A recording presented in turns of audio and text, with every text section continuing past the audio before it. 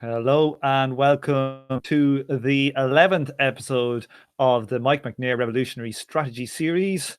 We have a mildly full panel here today. We're welcoming back the Maestro himself, Derek Varn. How's it going? Oh my fucking god. Oh man, there's a lot of Shots people fired. think I am Red DeMaestro, which is not me. I meant the master. Oh, sorry, I meant the master. That's me mixing up my languages. Yeah. Sure you did. God. How are you, Derek? Tom Collins over there. No, I'm doing pretty well. I mean, things are a little bit crazy here in Derricktown, but it's a nice springish day in Utah, and so much that we have spring. And I've been reading McNair, and we're gonna talk about it. And it's nice to be back. And though, I kind of remember the days where like you couldn't bat people off talking about McNair. What happened to everybody? I wonder. What did happen? I think they started to not like the conversations that we had based on our reflections in real life. That we were smuggling in to our, which I guess they were supposing would be something a little less critical. I don't know what happened. Also, people drop out when you do these goddamn readings. It's only like Varn and Lexi, like from the TSSI, that got there. We started with about 48 people. We had more people doing value theory. Like, think about that. Value theory. You know how few Marxists actually give a shit about value theory? There's like 6. Yeah, I know. Like, it's and we all hang out together, and everybody makes fun of us for caring about value theory. Yeah. What a loser. What are you spending all your time at the British Library or something? Yeah. Oh my god. Yeah. Well, who else? Lexi, say hello. I know you've butted in. You've butted in already, but say hello anyway. I have. I'm just battering down every wall. Hi there. It's Lexi. Just chilling. It's also pretty nice out here. Arf. And finally, not least, we've got Sophie. You might hear Sophie's laughter. How are you? Hi, I'm actually polite and wait to be introduced to say hi. Oh, damn straight. That's the down the gauntlet. Sorry, baby. That's the difference between you and Lexi. You got manners. That's right. So anarchists are more well behaved. All right. Who would have thought? Wait, are you calling me an anarchist, Derek? We're feisty this morning. Sorry. Former anarchist. I will reform post-anarchist Sophie. I don't know if I like that any better, TBH. Many shots A reformist. It's just the first few minutes, people. Okay, let's see if we can actually jump into this chapter. Last week we did chapter 5, which was the communist strategy and the party form, which was kind of getting into the reason behind the splits and why McNair thought it was necessary in 1917 to 20 or whatever you want to call it. So this week we're going to get into unity in diversity, which kind of talks about the political challenges facing the radical left the communists after that split, and what it means for our strategy today, according to McNair. Anybody have any initial thoughts before we get going? This is dense, because now not only do I feel like you have to know like the history of the German socialist and communist parties, the history of the Italian, the history of the British Labour Party, the history of my mom. I mean, like it's kind of all in here. I mean, like this is probably the densest chapter we have. I mean, I feel. 15 pages. What do you guys think? Yeah, you forgot the Russians. You went straight to the your mama joke. But yeah, like yeah. He does an interesting little commentary on the 21 conditions stuff. That he's basically making good on an earlier promise that we should be reading these early Bolshevik documents critically, and this is on the one hand, I think that his grasp of like what actually happened in history is so good, but strangely, he finds himself recapitulating things, and I think we'll get into this. But like that like second paragraph here, where he's talking about the difference between the national split around World War I, and then like this whole organizational ideological split. Like I don't know if I've ever, I don't know. That was put so succinctly to me that there are these two debates that, I mean, I think he says it elsewhere, but that Lenin mashes them together, and in a way that is frankly confusing and doesn't end up helping. But the reason that he does it is explained also in this chapter. Like the reason that Lenin saw these two things as one thing, when McNair is, classically whipping out that analytical knife and cutting shit up. Now, and much like someone that wields a good analytical knife doesn't necessarily come to the conclusions that you'd think from analyzing so delicately. Okay. Yeah, I find I mean you do have to have some understanding of the United Front versus Popular Front stuff, the particular ways that, I mean, like the PSI and the PCI are like you could Let's study not go that there. for your entire life and be confused, Yeah. honestly. Italian parties. Screw this. Let's go. Because I mean, it ties into the deviations that lead to all kinds of craziness, like the mixture of rightist and ultra leftist creating the fascists. I mean, like, so there's just so much in here, and it's going to take a while to disaggregate, I think. So we probably should start. Maybe we should. Derek, Derek, do you want to start reading those two? Seeing that you're back in the show, let you take those first two ones, nice and not too brisk. With the creation of the Comintern, the national split, which the 1914 to 1918 war had caused in a broad united socialist movement, was replaced by an organizational ideological split, which affected the workers' parties in most countries. But with this split, the problem of the working class political unity and action did not go away, because it was deeply rooted in the nature of the movement. The policy or tactic of the United Class Front was the Comintern's effort to tackle this problem.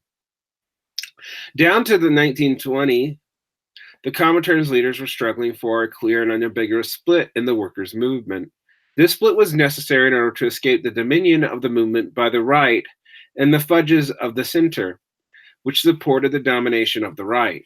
But as soon as the split came to the working class's objective need for unity reasserted itself, the Comintern was now forced to try to find a way of addressing the need for unity without, again, subordinating the movement to the right.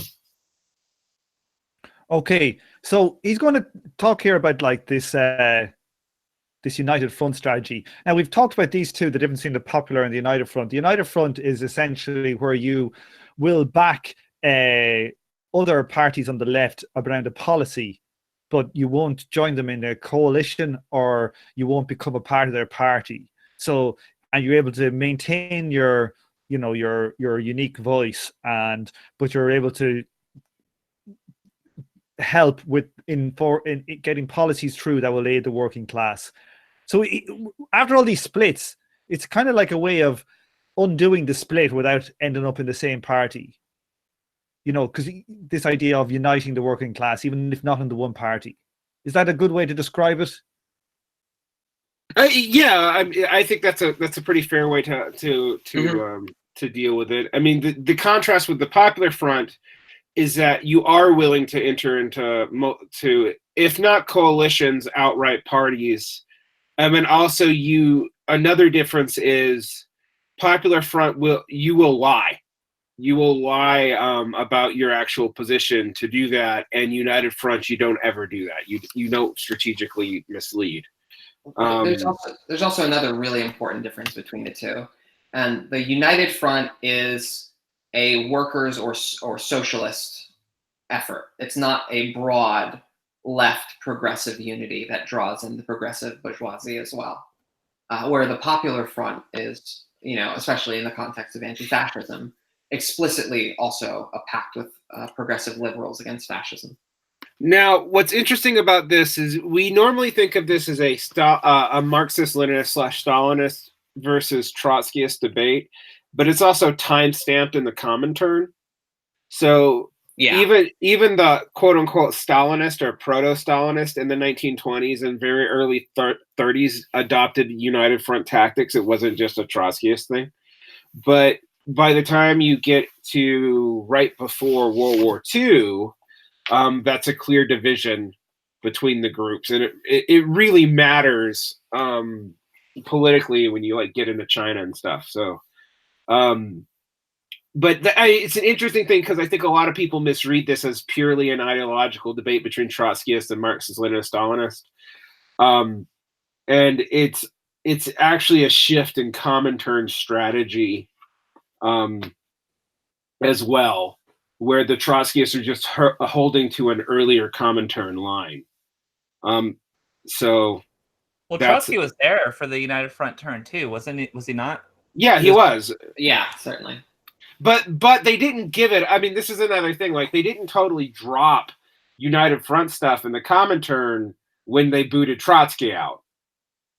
Because if you study, for example, Hammer and Hoe, or the story of the Marxist-Leninists in the South of the United States and what they did in building the civil rights movement, they were actually using a lot of United Front stuff.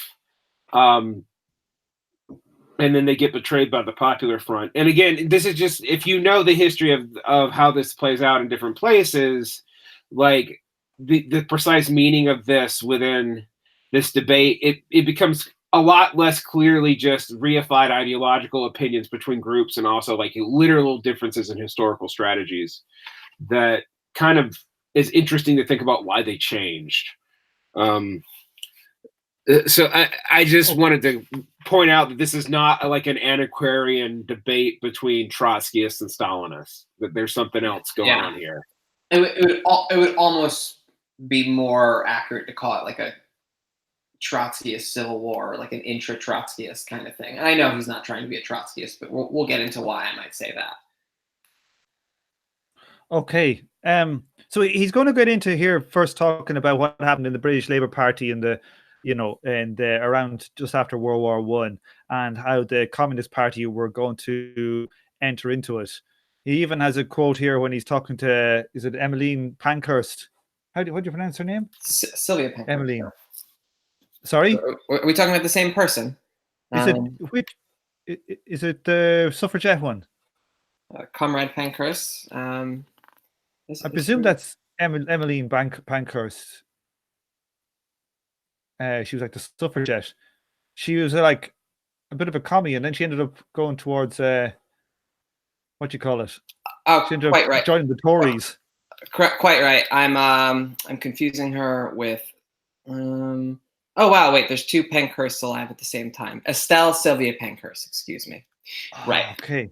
So which one is it? It's her. We're talking about her. This is it's two names for the same thing. Yeah. Okay. Yeah, Grant. But what McNair is making the point here is that even when we're in the middle of doing the splits, Lenin basically argued for let's read it here. In reality, the Communist Party was not allowed to affiliate, and individual communist membership in the Labour Party was, from a very early stage, semi-legal. The argument nonetheless shows that even at a time when the Comintern's leadership was still mainly concerned to complete the split with the centrists, they were willing to fight for participation of communists in a broad unity of the workers' movement, provided that the communists retained liberty of agitation. Okay. So, it seems likely to me that imagine this idea that you would affiliate yourself as the Communist Party to the Labour Party, and you keep slagging everybody off in the Labour Party. They are just going to kick you out. There's no two ways about it. Imagine like being in a football team or a basketball team, and saying I want freedom of to be able to slag the coaches decisions off to his face. I mean, And then, like, what's he going to do? He's going to drop you. He's going to kick you off the team. It's like, it's I think a goddamn football obvious that team- tactic could never work. I mean, I don't know. Maybe I'm being naive about British politics or something, but I feel like there's at least a little bit more of a democratic spirit in the Labour Party than a football team. The football know. team's quite hierarchical. I wouldn't say so. I wouldn't say Wow. that. Really? No. Well, Yeah. okay. But Okay. what I would say in response to all this is that we don't need to imagine. We can look at what the British Labour Party is doing to people that are very gentle internal opposition, essentially. Like, yes, they're going pretty hard on the what's his name? It's not Tony Danza. What the fuck, that guy? You know, Blair. Corbyn. there we go. Tony There Blair, we go. Yeah, and Tony Danza's reign of terror. Anyway, we know that, like, Corbyn is going hard after that, like, I don't know, third way kind of laborism, but he's very spirit of 45. He's really a very gentle critic, and he is if they had their way, they would drive him out of the party for sure. Like, it's the fact of the matter is, for right now, that he's holding on to the good graces because he's in opposition, and but I think that this is something that's possible within limits, and those limits are Tight. I mean, this is where you get into, you know, the communist disdain to conceal their views. How much do you have to conceal your views in order to, you know, be honest about what, you know, British socialism was and the spirit of 45 was, as being like a, you know, like a pact with the British bourgeoisie, and not, you know, like how do you really do something like that? How do you be as ruthlessly critical as you need to be as a communist? I think, like, even if you can make good on this principle, there's still a problem. But I tend to think that this principle is a little more practicable than you, Tom. I think you can get away with this. I think you could as a small. I actually think you probably could as a person easier than you can as a faction. Correct. Like, and that's something you really have to think about. Like I can be this, like, even in the Democratic Party, you can have your 3 or 4 shit throwers, right? As long as they vote the right way when party calls for a vote. You can look at the relationship with Alatasia Garcia-Cortez or Omar, Representative Omar. Ilan Omar. Ilhan Omar, and the Democrats. They're not really a problem for the Democrats.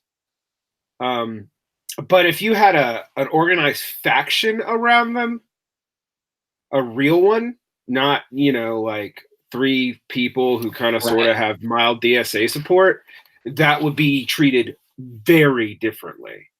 And we've seen that in the past.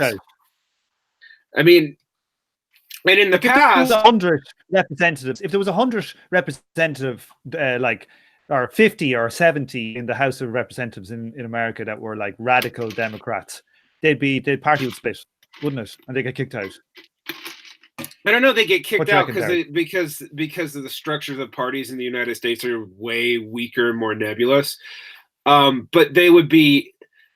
What would happen is, honestly, the moneyed interest within the Democratic Party would primary them to death. I mean, yeah, would also just do targeted character assassination and try to ruin and then they primary them until they run out of money. I mean, we've seen that happen before. So I mean, they wouldn't be expelled in the way you can expel people from a party in British politics, where it's a little bit more explicit, but it would effectively be the same thing. And I do think we have, you know, in U.S. history, we saw this once, you know, one time, and that was the radical end of the Whigs.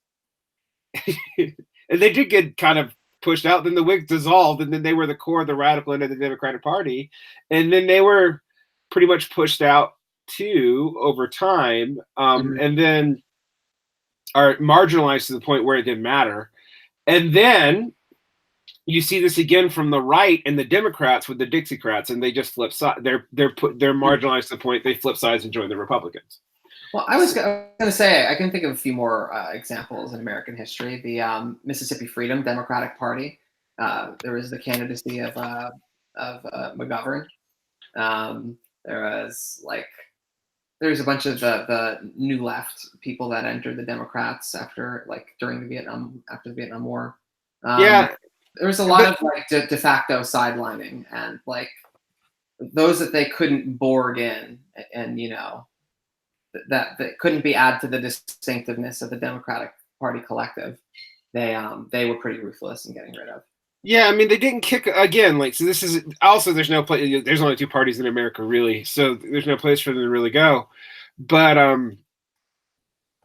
what you do is you in the United States, you keep them in, but you neuter them to the point where you've effectively kicked them out. I mean, that was true from the McGovern coalition. That was true for a lot of. If you really want to see this in the U.S., there's a lot of state break-off parties. There's one in Vermont and stuff like that. Where there have been official factions that have more or less either broken from the Democrats because they were chased out, but still are functionally Democrats. They just don't have they don't have any national institutional representation anymore because of it, or you have been just sidelined to the point where you're in the party technically, but you can't do anything, so it doesn't matter. In fact, if they kicked you out, you'd probably be more useful. And one or two people like that is actually good for the Democrats because it gives them ideological cover. It can keep a lot of people who are dissatisfied with the main line of the party in it. I mean, I honestly, that's one of my criticisms of the DSA is they talk they talk out of both ends of their mouth about this relationship to the Democrats, but I'm like, yeah, but you can bring your people in and they can actually be I mean, in some ways, Alexandria Ocasio-Cortez is ideological cover for Nancy Pelosi, even if she doesn't need to be.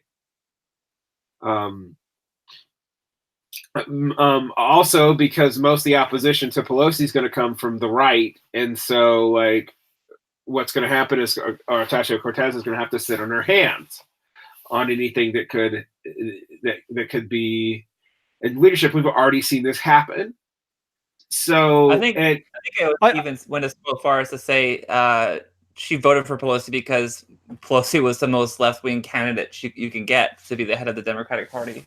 Yeah, she said that, and she was probably right. She's right. That's the thing. So when you I just like to point out that our AOC's boyfriend is red hair, a beard, not great looking. And all I'm just saying here is that I have a chance, ladies and gentlemen. I have a chance. Sounds like you've been on Twitter, Tom. I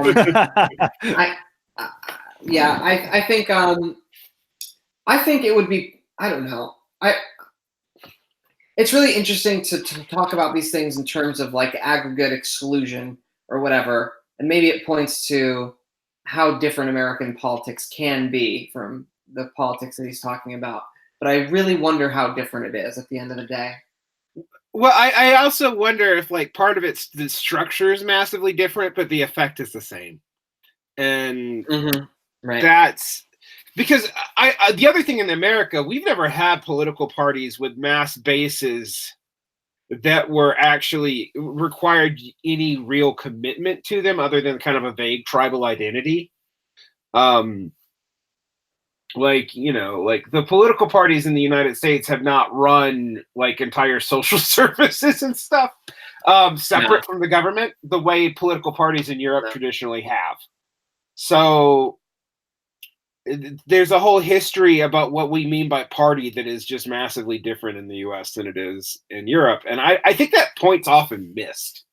I think that's exaggerated though about Europe. Like in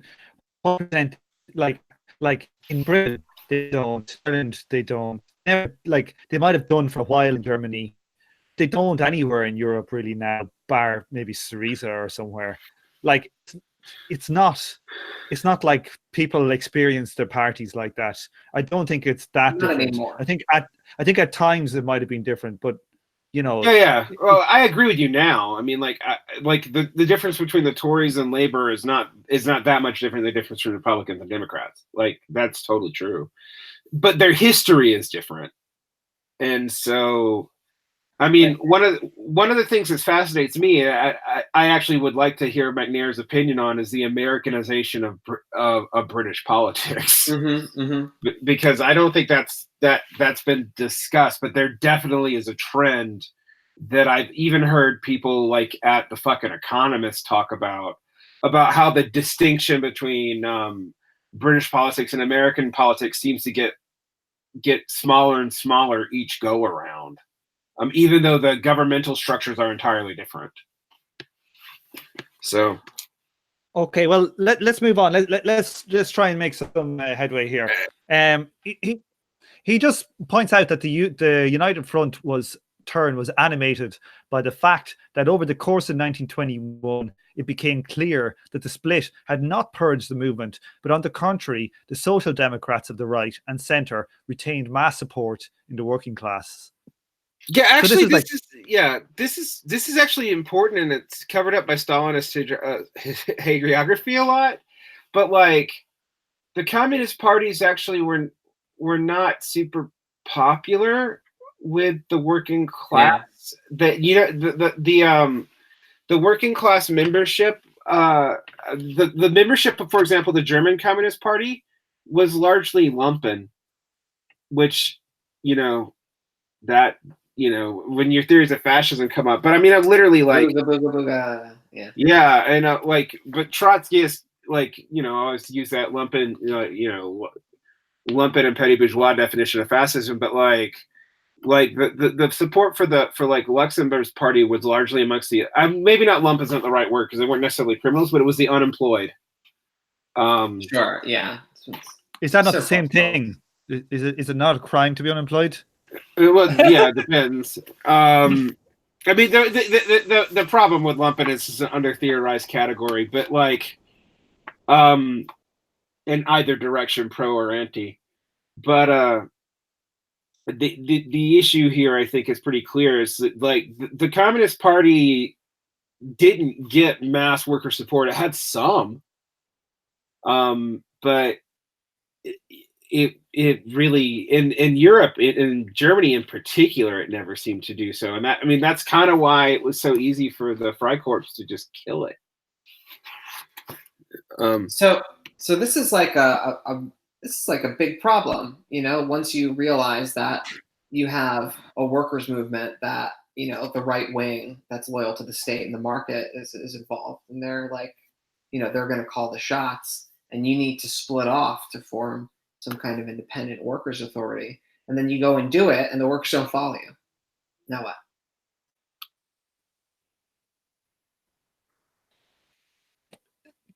Then you're in trouble. I mean, that's the history that McNair is pointing to here. Though that is what happened.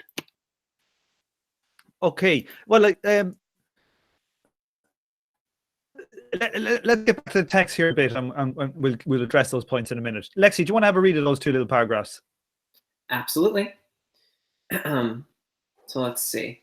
I really want to read the paragraph right before it too, because it's sassy. Okay. It's a sentence, really. It's not so much a paragraph. It's let's see. So the Executive Committee of the Comintern in December 1921 adopted the Theses on the United Front. They begin, Theses 1 and 2, with the reassertion of the actuality of the revolution in the form of a foreshortened perspective of economic crisis and war. Sick burn. Very dense, very, very, very quick jab, moving on. They then assert, Theses 3 through 4, that while a section of the most advanced workers had been won to place confidence in the communists, the advance of the class struggle had brought more backward layers into activity, and these were the source of the instinctive demand for unity. This analysis makes the problem correspond to the situation in Russia in February 1917. The Bolsheviks had obtained a majority of the existing organized workers, but the outbreak of revolution brought onto the stage broad masses for whom Menshevik ideas were more attractive.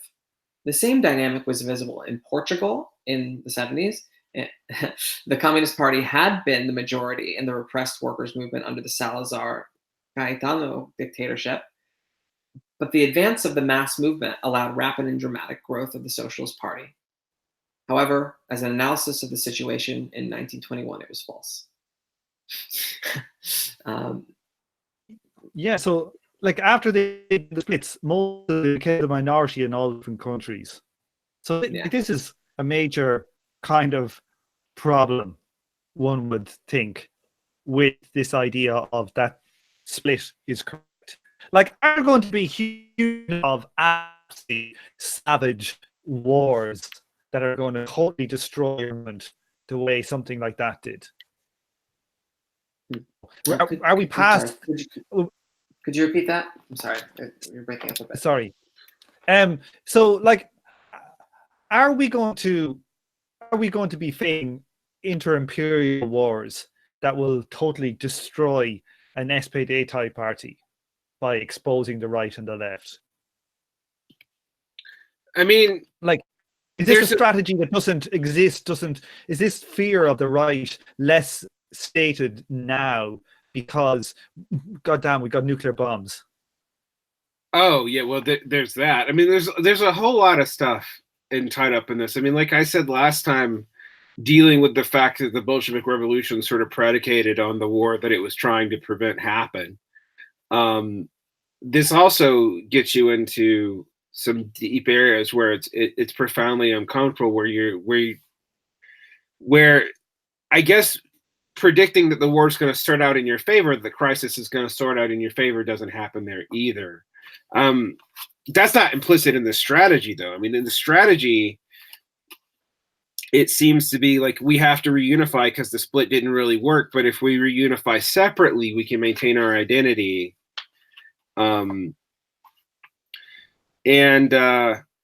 mean, Lexi, doesn't it seem to you like this is something that Trotskyists don't actually address when they talk about the Popular Front? It's one of the reasons why the Popular Front was popular, is it hid this problem, whereas the United Front strategy actually calls attention to it. Yeah. Well, and that's the slide that he'll describe throughout the chapter, where I don't think he says it quite like this, but the United Front sort of becomes like not exactly a Popular Front, but it develops all the same things other than literally partnering up with the bourgeoisie. It gives you all the same kind of like bad effects of when you submit yourself to a right-wing coalition. Yeah, so you still get pulled to the right, but you also point out that you're not the majority party. And I mean, like, it actually, the way McNair describes it, sounds like it ends up being the worst of both worlds, in that, like, you're still pulled along to the right, but your fractiousness and your tininess is pointed out. I mean, like, that's not good. But he's committed to this, you know? He thinks that it's actually important to participate and to, you know, disdain to conceal your views. You know, to really, like, fucking lay into them. Much as, like, if you can't lay into them, you can't join. If you just shouldn't be a part of it. If you can't be a part of it and make the fucking galaxy brain, you know, scientific socialist Marxist critique that anyone that does, quote, practical politics, quote, you know, snarfs at, because they're all, like, deep in their hearts, like Sorelians about these things, you know? Like, they feel like it's all myth. There's no science. Right, and they also feel like it's all politically determined, not economically determined, because economism is a sin, but political determinism isn't, even though they're functionally the same thing. Let's move on. Can I?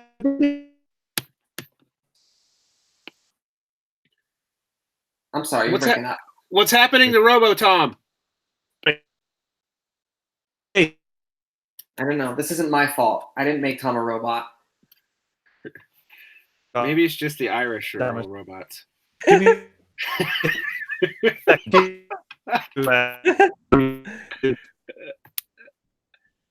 He can't defend himself now. All he can do is swear. That's all we can hear. Sorry, Tom. You're breaking up if you haven't figured it out. I just heard "God damn it" and then a bunch of. Yeah. Well, hopefully, Tom will return to us in top form. Where were we? Let's see. I think you just read, however, as an analysis of the situation in 1921, it was false. Oh yeah, he just kind of goes over why, like, some of the previous examples he was talking about. That the truth is that they just like split apart from the workers. They never had the majority. It's not like they developed parasites. Like they're just like kind of lying. I remember hearing that, like, and I don't know, I heard this during like sectlet life. So if this is pamphlet brain, let me know. But that Bolshevik and Menshevik are literally mean, respectively, majority and minority.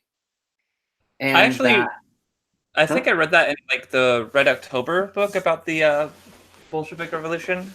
Yeah, and that these faction names come from a time where there was like an unusually strong Bolshevik vote, and so it was kind of bullshit. Like that they called themselves the majority because they're habitually not in the majority when these like results came in. Yeah, you're actually kind of correct, and also even in the case of like or of Russia in like 1912, the Bolsheviks generally were not the majority. I mean, and so the name was almost aspirational, and Menshevik was just kind of a slur that they used. So like, right, and then they wrote the history book. Right. So, I mean, it's kind of like the moral. God, I'm gonna get in so much trouble for this comparison. Let's do this shit. It's like the moral majority, except but all red. Different kind of red too. Oh, God, there's that whole concept of the silent majority and the way of wielding this like voicelessness, that you can kind of impose onto like a shape onto it. Ghost populism is always popular because it doesn't have to be popular. You never have to check the general will. Yeah, you don't have to prove that the general will is the general will. I mean, I'm going to sound like a libertarian talking about this, but I actually, whenever I hear the voice of the people, I'm like, well, if the people were saying that, you wouldn't have to say it. So you off protest too much, I guess. And that's kind of whenever you hear this majority minority talk, it's pretty telling. And hello. Oh, Robotom's back. All right. Am I Robo? Nope, you're back to Irish Tom. Yeah. Excellent. Okay, well, let me just jump into here. I wanted to skip back around 50 pages to one sentence here that I think is interesting. It's about preparing for defeatism, about the World War I. Advocates of the strategy of patience of the strategy of patience could have prepared the workers' movement and the society as a whole for the fact that this question would in future be posed. They chose not to. So, is there a case then to be made for like staying with the right and trying to? How about leading a party where there isn't a split? Like a radical SPD were in charge of this war. Anybody?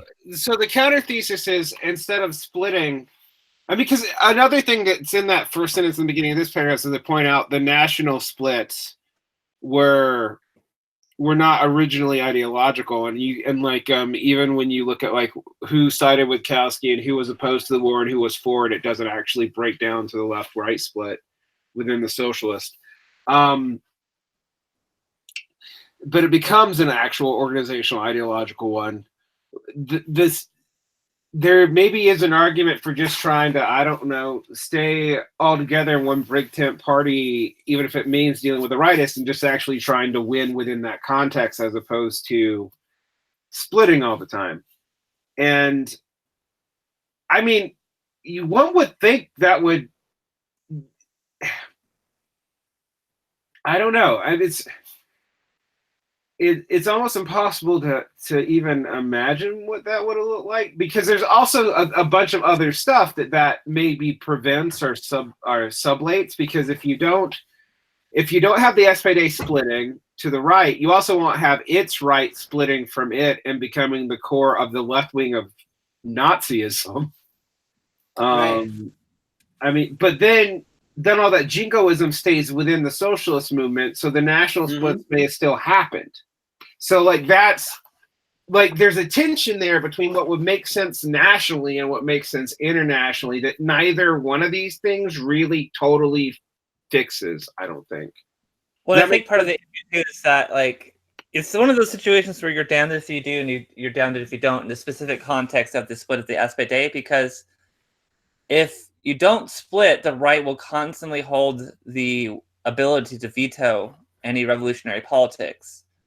And so I get where you're going with, Tom, but and I see why you think that. Or not even that you think that, why you would ask that, but I'm just not. I don't know. I don't really have an answer.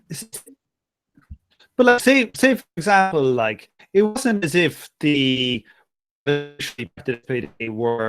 were they not like essentially the leading faction?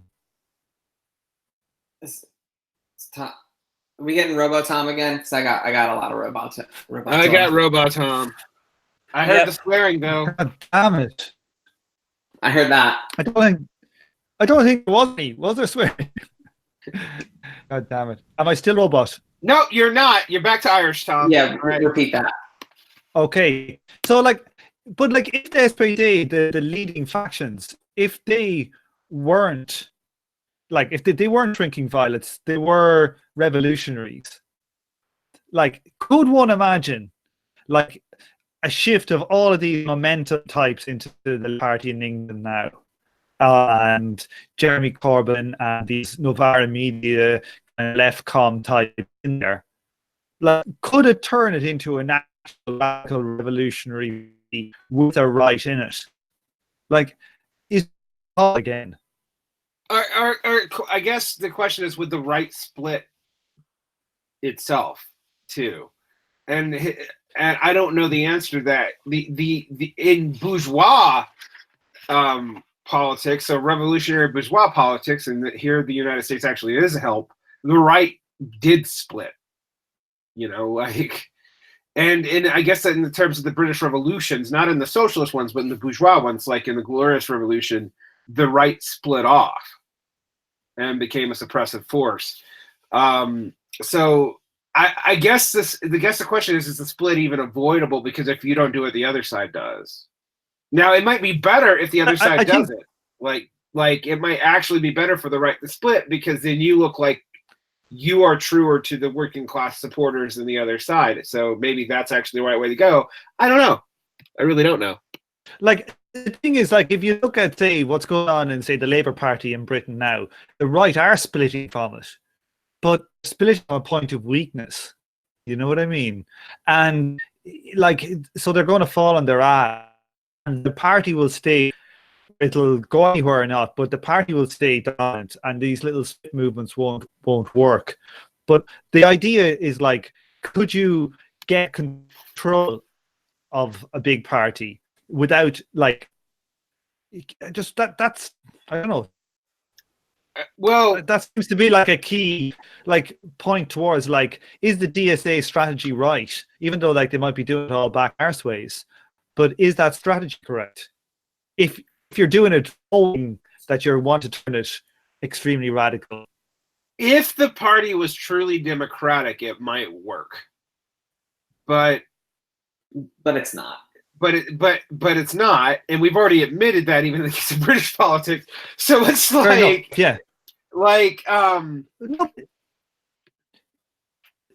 I don't know. It's not that long ago that say the British Party was going to the left party. Like it's only like was it Michael Foot in 1980? That's the last time that the actual left of the British Party or the Labour Party were in charge. So like in the Labour Party in England, it's been possible to get kind of actual democratists into the leadership. Yeah, Right. that's true, and that's not true in the United States. I mean, like not in the United States, structurally different in the United States. But like, so with this book, if we're talking strategy, we have to understand structures because strategies are dependent on the terrain and stuff like that. So, like, I think there's a lot of debate and wondering whether it's split from the right amongst us ourselves talking here now is correct.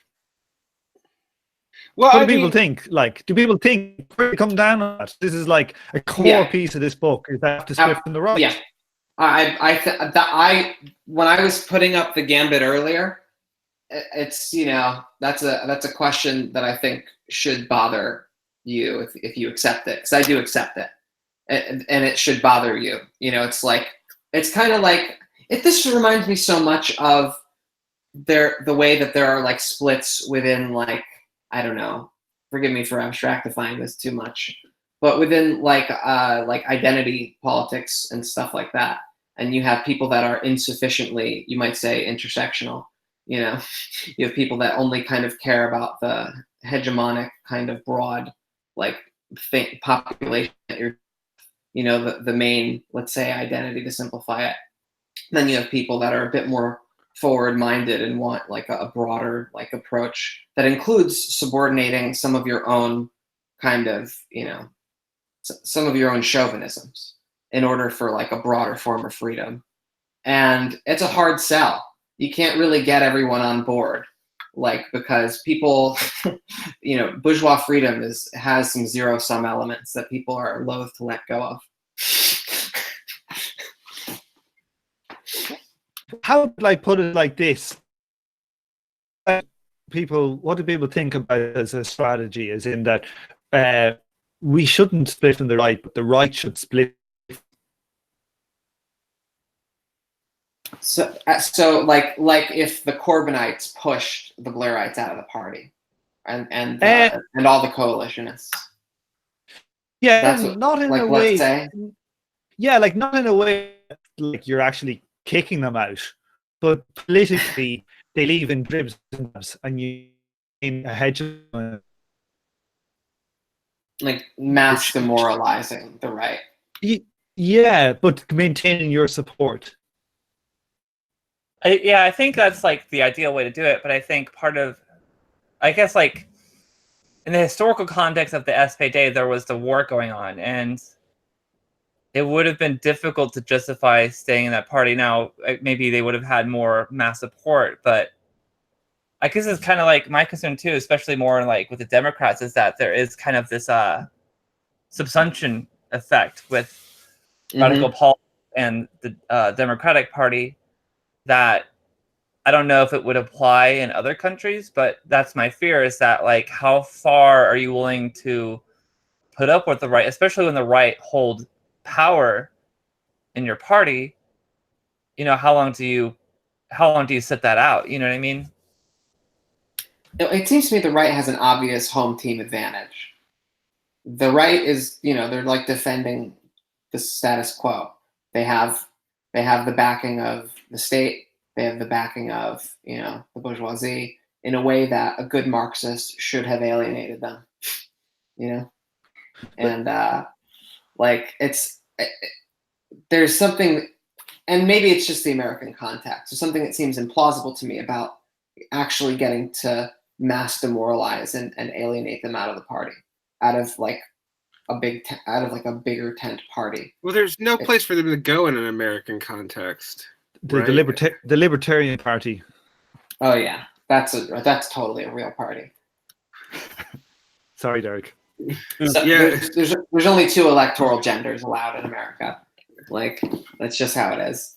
But this is the thing, though. We always make that's a huge difference with Europe, but the coalition system means that it pretty much sorts the same way most of the time there too. That's Yeah, true. I've heard that's that from people who lived in Europe. particularly Well, true not about really. Britain. Well, Britain's got first past the post, so it's unusual Right. for Exactly. so it's like America. It's like a hybrid. Like the only reason why you've got different parties in Britain really is because of nationalism. In Northern Ireland, Wales, and Scotland, they're the only places where there are actual national parties, and where they function like except for left parties to the Tories. Yeah, and the Lib Dem, they exist essentially in university towns for people who are educated enough not to be a Tory, but actually don't give a shit about the working class. Right. Well, that's the Lib British Dems politics.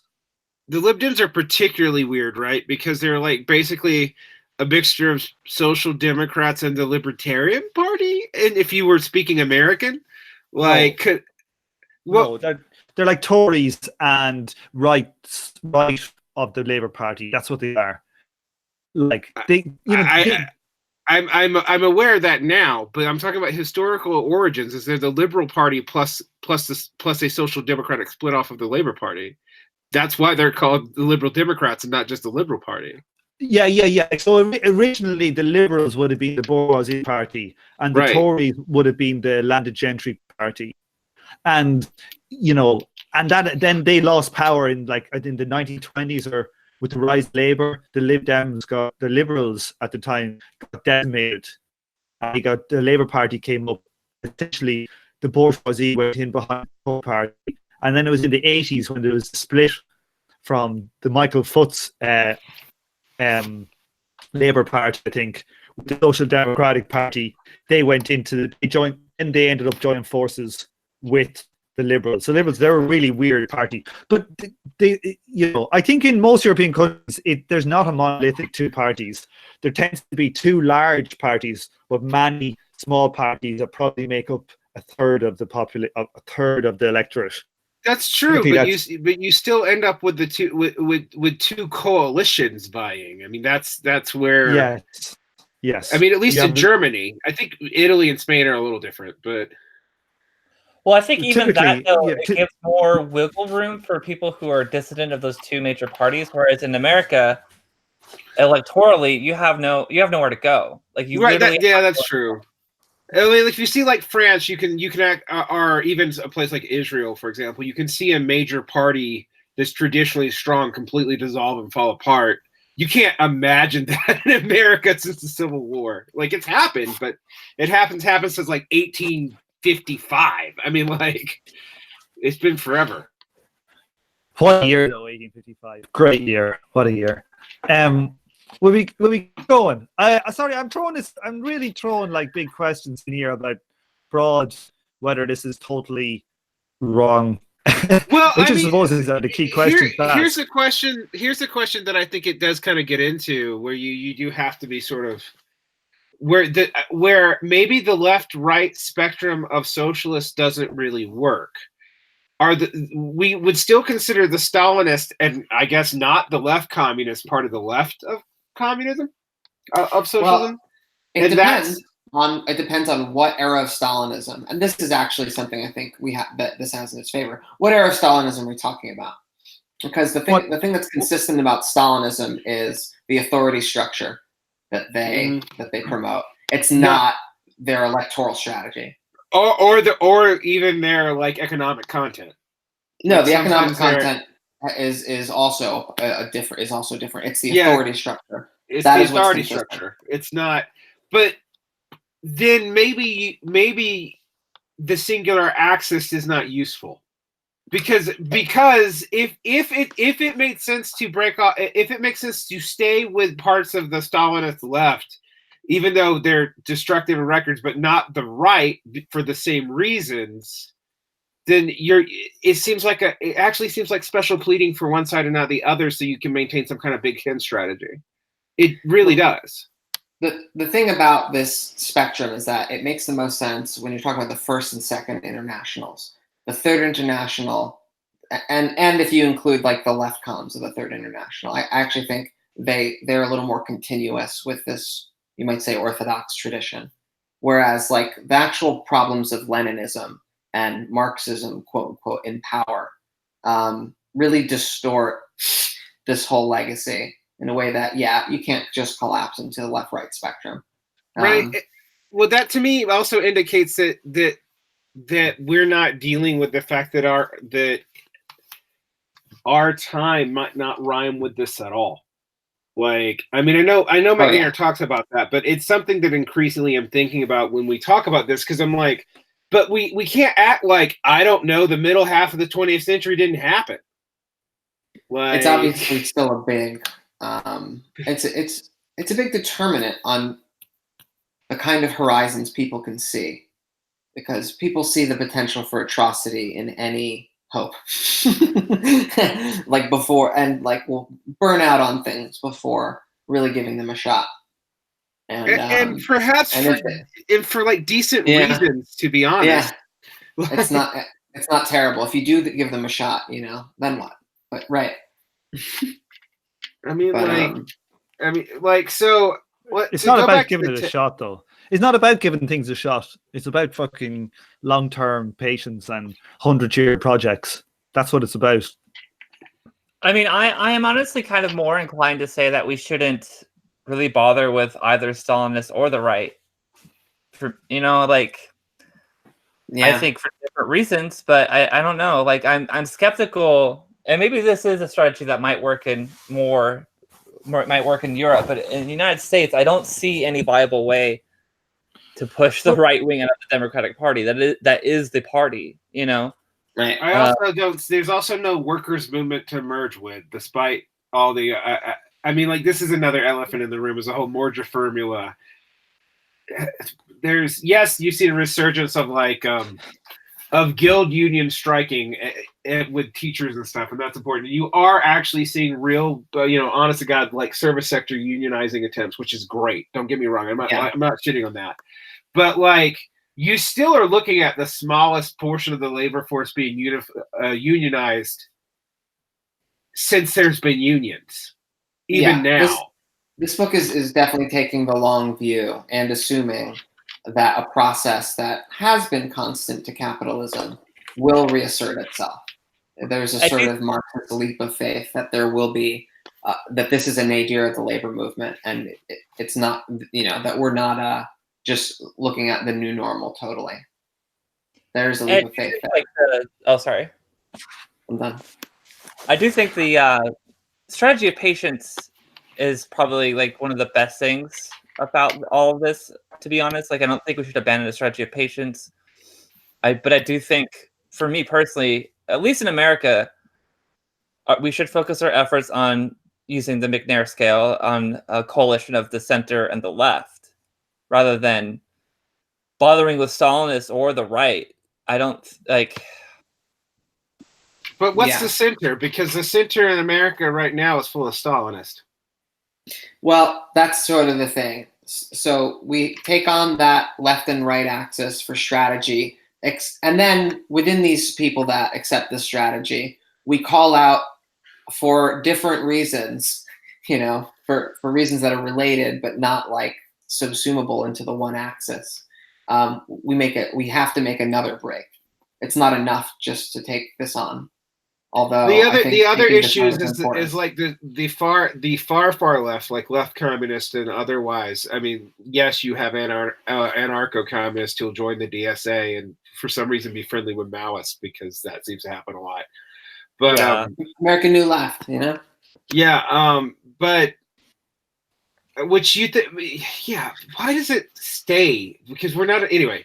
I know it happened in France too. I don't know, man. But my point on this is more nebulous than that. Most of the left won't play ball at all.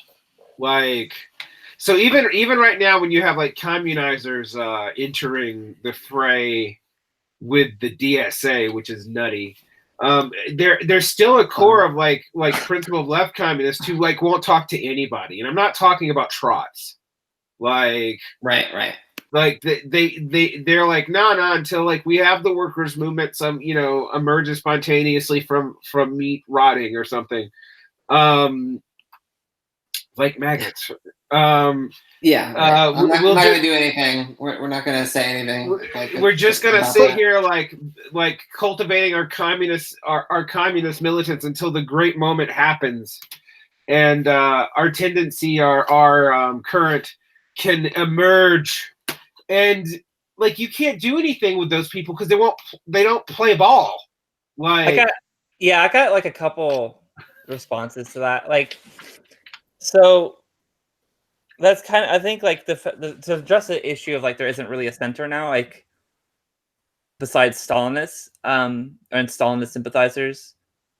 I think that's where that's where the patience comes in, and we have to slowly, talk to people and try. I hate saying build our bases, but we have to do something to get ideas out there. You know what I mean? We can't force people to become centrist or whatever, but it's just through the slow work of organizing, I think, is how you can build that up.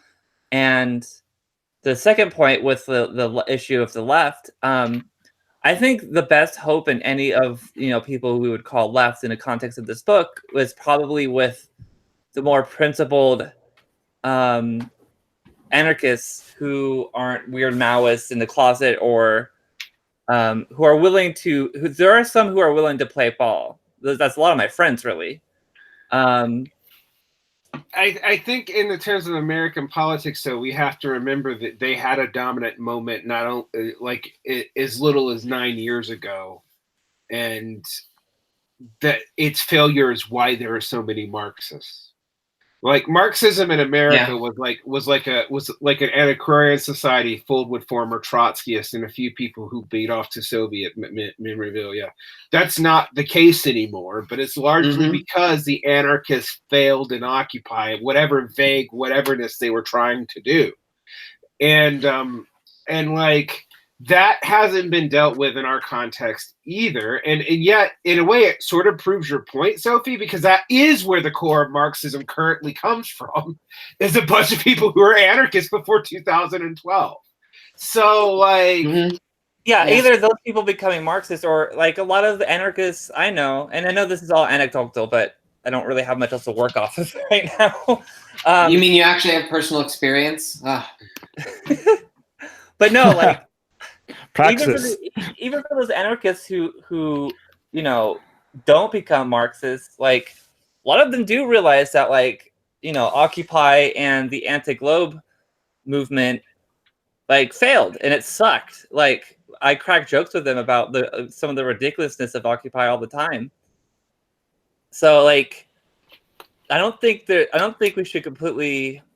I guess what I'm trying to say is that compared to like right-wing social democrats and Stalinists, there are some anarchists out there that are worth talking to, I think. Well, I agree, but the thing is, I know more anarchists in coalition with the DSA than they are with even centrist Marxists. I mean, like, that's also just kind of an objective fact.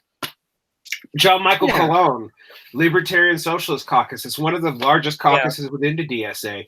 I don't get it either. I don't really understand how you justify it, but like that's where we all are. And when I actually go to DSA meetings, and I now do so regularly, who they end up working with are former Democrats turned Maoists.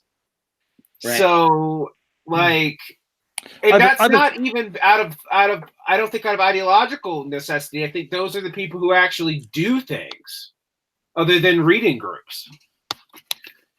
I question for you is, like, was Marx not have did he not have his own Stalinists in his day? Did he not have the Blanquists? Were they not the equivalent? Well, I mean, obviously there's two versions. Like, right, there's the kind of Blancist, like leftists, but there's also the Lassalleans, and their organizing tradition is kind of where, from what I understand, democratic centralism comes from, and where the whole culture, like the genuinely somewhat like authoritarian structure of even the good old days of German social democracy, and it metastasizes under the Russians, but like it Yeah. comes from there. It's not like that they were just, Yeah, a as lot of people as blame that on. democratic as they make it out to be. It's funny because a lot of anarchists and like autonomous Marxists will blame that on Kautsky, and it's like, no, that goes back to Lassalle, and that was in the culture of the SPD, and Marx accepted it but criticized it.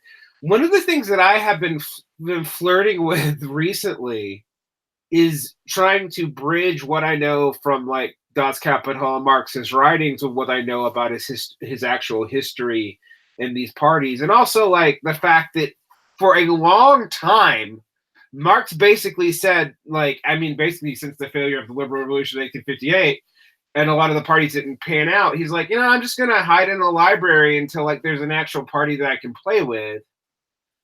And then when there was such a party and he had to deal with them, he didn't always, like, what he did in the party context and what he actually thought were not consistent. And I don't think people deal with that. I think honestly that division leads to like Althusser's pseudo epistemological break and all that, because it's hard to square. It is a little bit hard to square some of the political actions and some of the stuff he did on programs with like reading. Explain Capital. what you mean. Yeah, okay. So explain these things. Explain these differences then. Well, one, the most important document for what Marxism means by socialism was not published in his own time because it would have been politically disadvantageous to do so. And he censored it. Yeah, the Critique of the Goethe Program. The Critique of the Goethe Program. The Critique of the Goethe Program itself has concessions to things that seem, if you read free capital, don't necessarily make total sense. Like, so one of the things that I pointed out is while you can use the Critique of the Goethe Program to fight, rightists, it actually does make a lot of left communism untenable. Because the idea, for example, is the total abolition of value happening all at once. That's not something that Marx argues for, and it's actually clear in the Critique of the Goethe Program. There are clear stages. And there's like the remnants of bourgeois society for quite a while. Look, it's an intermediate text on a lot of grounds, but I mean, it kind of hits everybody, honestly. If you really read it closely, it's been something I've been thinking about. And so, but Marx suppresses it, because that would have, he thought that was released, it would have destroyed the SPD, and for all the shady stuff he said about Lassalle, he wasn't willing to risk that. So in a way, Marx was more willing to deal with the rightist. At the same token, he also took his ball and went home a whole damn lot. Like, there's long periods where he's like, well, I'm going to go hang out in the library because there's nothing you guys are going to do that's going to be of any importance at all. Bye. Like, he wasn't wrong. He wasn't wrong. No. So I mean, like, yes, he was in the party with these people, but he wasn't doing anything with them. He was hoping that maybe they come to their senses later, I think. I mean, we don't know actually what he thought. We got snarky letters between him and Engels that he didn't want public. Like, and like very inconsistent attitudes where, like, in 1 year he's saying something horribly racist about Lassalle, and the next, and then when he dies, he cries. I mean, like, and this is, like if you try to read this as a totally clear and consistent political theory of Marx, you don't get one. And I think that's why, honestly, everybody goes to Lenin, because Marx didn't explain his political thinking. He never got there. Like if you read Hal Draper's excellent, like, huge thing on Marxist theory of revolutions, you find out that Capital was supposed to be the first part of explaining the entirety of bourgeois society. So, like, the anti-economistic people actually do have a point that Marx's vision was much, much larger than that, but he never got to any of it because it was too big. There was too much to do.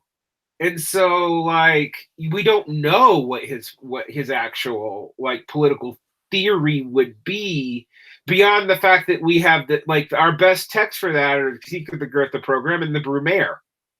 Which is a piece of journalism. So could we get all of his writings and we could put them into like an AI and get them to formulate our strategy?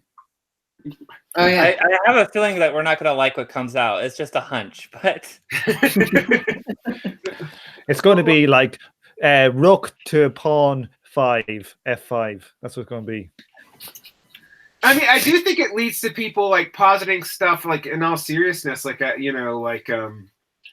swear to you that a mutual friend of ours who I won't name, because I don't want to shame him, like really does seem to believe that like a supercomputer is the only way to do this, Right. because it would be the only way to abolish value fast enough.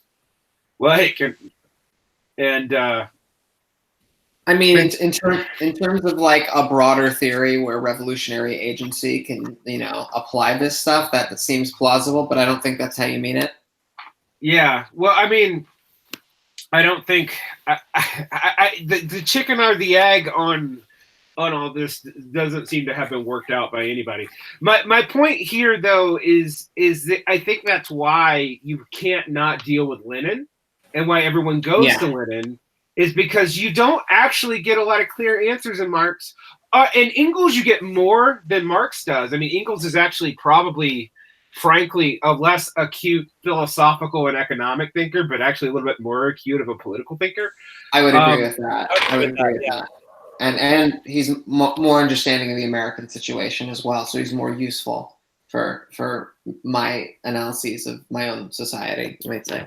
Yeah, well, his letters on America are like way, like icky and scary. I mean, like he as you post a Marxist who's like, well, the bourgeois party, will develop into socialism because I guess he's seeing the radical Republicans as hope, and like, that didn't happen. I mean, I was talking more about his later letters about how the agrarian structure of American society, or like I was talking about Marx. I'm talking about Marx, not Engels, because Engels knows the quasi-agrarian, like he understands agrarian capital, and then the myth of the yeoman class playing out in America in a way that because I mean, our oppositional parties. So you compare our bourgeois political tradition to Britain's, right? And the difference is there's no landed gentry party. There is the bourgeois party that has some yeoman characteristics and thus is populist, aka the Democrats, and there's a bourgeois party of large scale of capital proper, aka the Republicans, and the Republicans become less progressive over time if capitalism develops, and the Democrats become more schizophrenic as the sectors of other parts of bourgeois society get subsumed into it, and they don't make any sense as an allegiance. So, like that doesn't mirror in European politics, but that's also, we didn't have any feudal thing to overcome. We had our own weird bullshit. So like, but it makes me wonder, like, in some degree, and I don't mean this in like a negative, like, oh my God, this is racist sense. I mean this in a literal sense. Is this book so Eurocentric that it's not useful globally? I think broadly speaking that this is at a high enough level of abstraction that, like, the fact that we're in a settler society that was like born out of an anti-colonial revolution, and therefore we don't have that exact feudal dynamic. This many years down the line, I don't think that's that important. I actually kind of think the broader characteristics of capitalism structure the limits of what things, like what kind of strategic options we have, like just what our choices are, period. And so, on that level, I think you can still take this framework. But I think you can take the framework. I don't know if you go with the strategy that he advocates.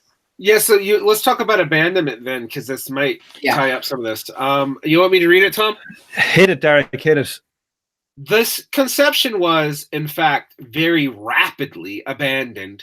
The socialists, including their lefts, proved unwilling to enter into agreement for the common action with the communists on these terms. The initial result was a period of zigzags between unity with elements of the left socialist and trade unionist on the basis of self-censorship of the communists in order to fudge the political differences between them, and the simple denunciation of the left by communists and the isolation of the communists. So So- that kind of that Mhm. kind of leads me to like some I don't know, interesting anecdotes from like what happened as like people around me like left Redneck Revolt. Like a lot of my friends who I used to organize with kind of have this idea of not with the Democratic Party, but with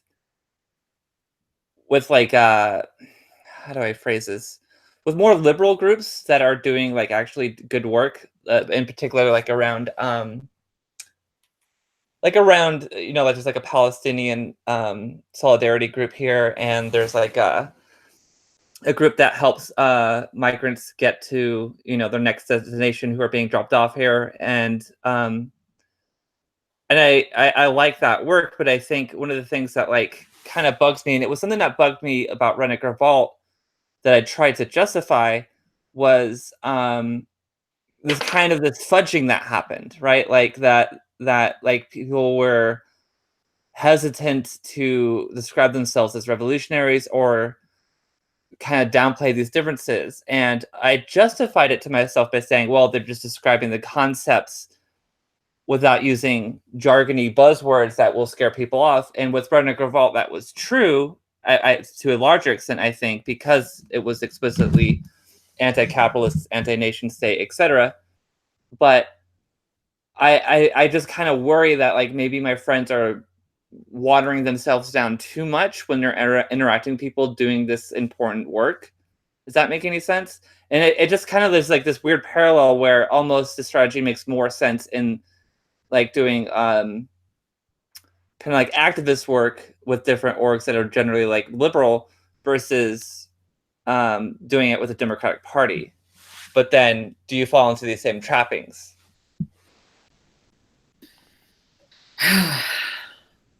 Yeah, I mean, it's hard to.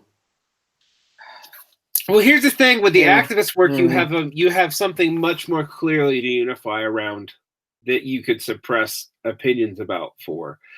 And I not the suppression of opinions is a good thing, but you have a clear agenda.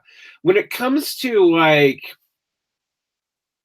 socialism and the Democratic Party, I'm going to be frank. Like even the left, quote unquote, even the Marxist left, and the Marxist center, we don't agree on what it is. Like, so we can agree on like helping out immigrants.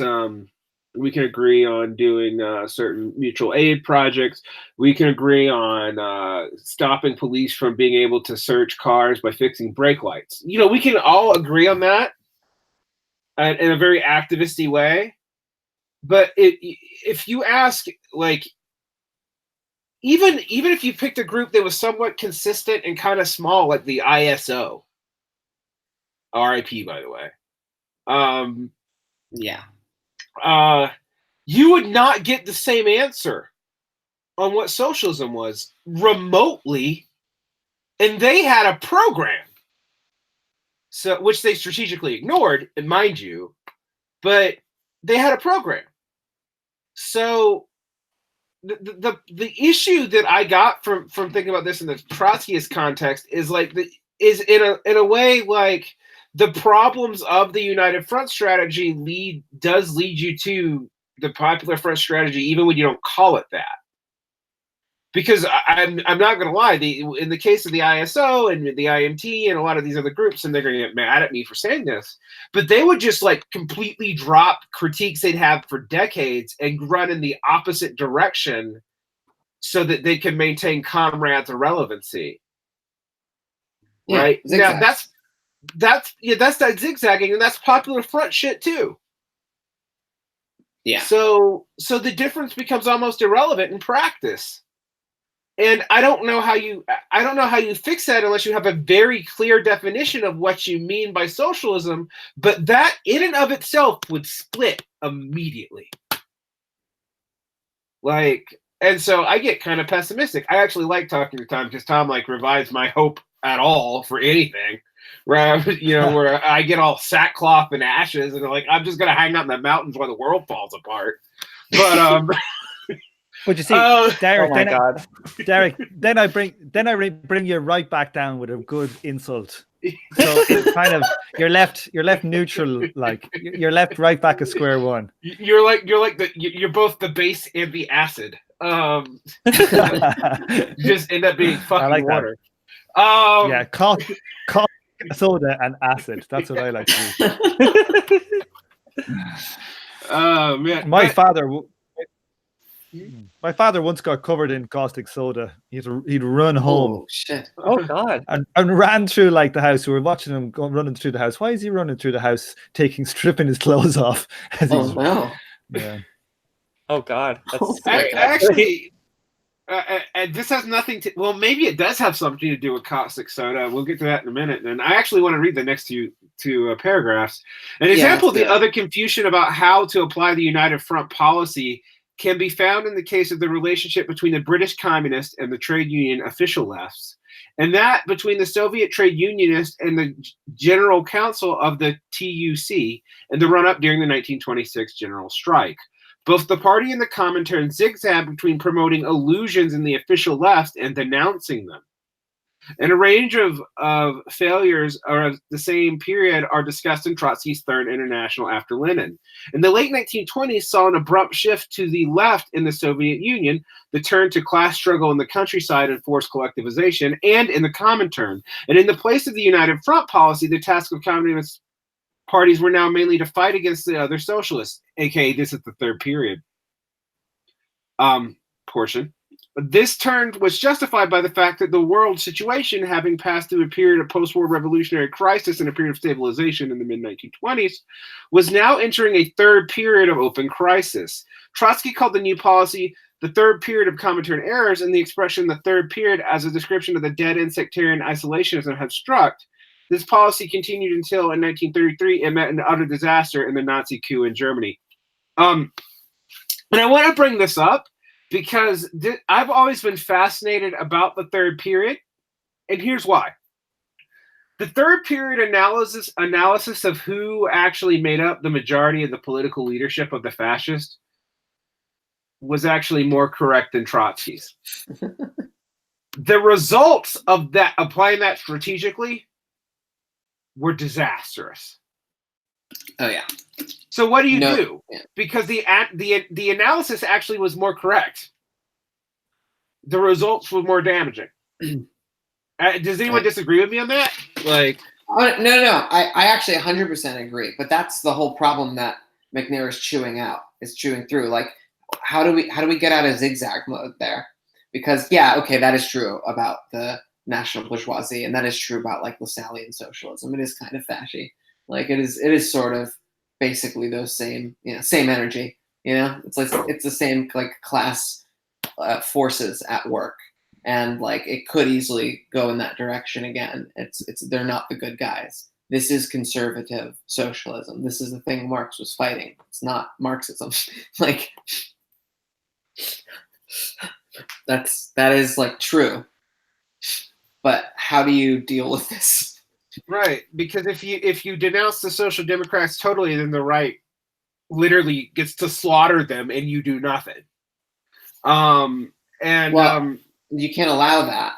This is why I like this book. This book is really trying to answer hard questions, and I think this is maybe one of the weaker points in the book. Frankly, I think that his like overall framework and his historical analysis pretty much spot on, but like I want to maybe double back a little bit to the 4 points. Sorry, is that could you clarify a little bit there why you think this is the weakest bit?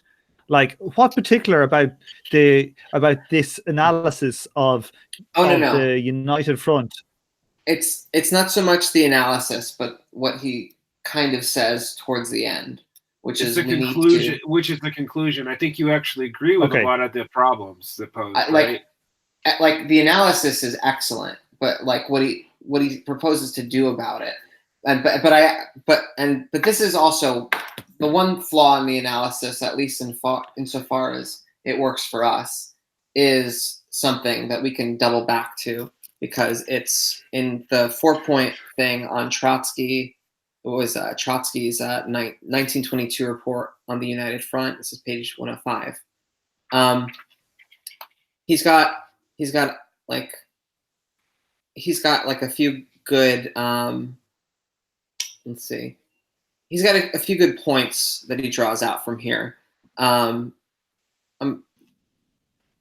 first thing he says, though, the question is posed of a united front because the right wing still lead broad masses. The united front is not a permanent concept, but a road to a higher form of unity in which the unity of class is expressed in the Communist Party in the common term. Now, this idea that the right wing still leads broad masses is directly challenged in the way working class participation in electoral politics now functions. Meaning? It doesn't. They don't vote. Yeah, in America, pearls don't vote, really. And in most countries where democracy isn't compulsed, they don't vote. It's not just the U.S. either.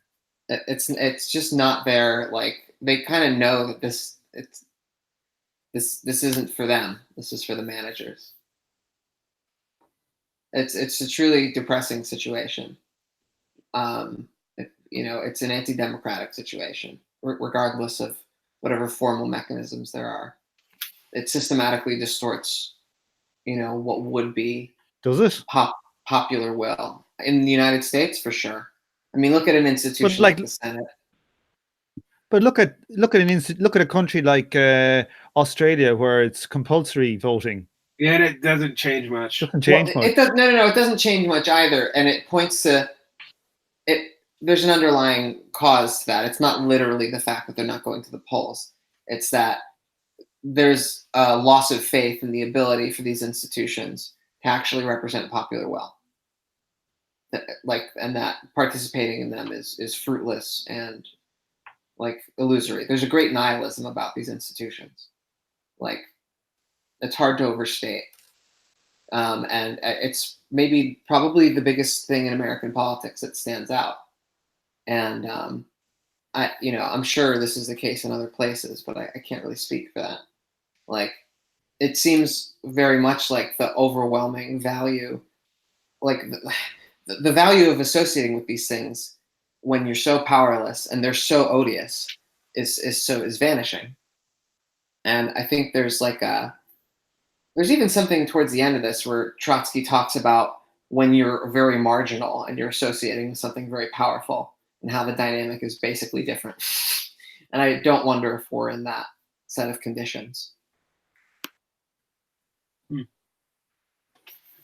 Yeah, I actually think all these points are worth going over. What were you going to say? So let's do number 2 then, because we must have skipped ahead. The idea of the Workers' United Front. This has 2 aspects. One, it is a unity of the working class as a whole in action for elementary common interest, i.e., including anarchists, etc. It is not merely an electoral or parliamentary combination of communists and socialists. It is counterposed to left unity that includes liberal parties such as the Cartel de Gauche and to the SPD's post-war coalition policy.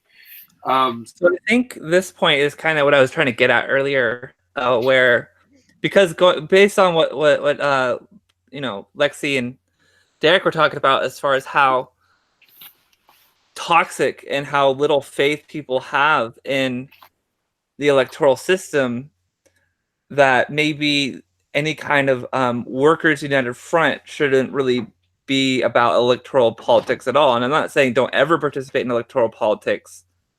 I'm not a left communist in that I believe that is always bad or whatever. But I think the situation we're in now, it doesn't make much sense to me.